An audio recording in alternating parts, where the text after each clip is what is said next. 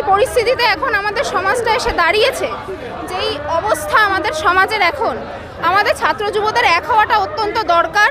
শুধু আমাদের দল সমর্থন কেন এটা নয়, যে প্রতিটা মানুষ, যে সাধারণ মানুষ যারা নিজেদের এবং নিজেদের আসন্ন ভবিষ্যৎ যেটা দরকার আমাদের, সেইটার জন্য যারা চিন্তিত, তাদের আমাদের সাথে তোমাদের মতো ইয়াং প্রার্থী তোমাদের জন্য কি অনুপ্রেরণা? অবশ্যই আমাদের জন্য অবশ্যই অনুপ্রেরণা।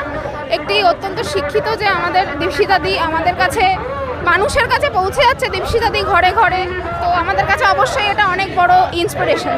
দুর্নীতি, শিক্ষা নিয়ে যে দুর্নীতি হচ্ছে, চাকরি চুরি হচ্ছে, যেই নেতারা আমাদের মাথার উপরে বসে আছে আমরা দেখতে পাচ্ছি, তারা সবাই দুর্নীতিগ্রস্ত।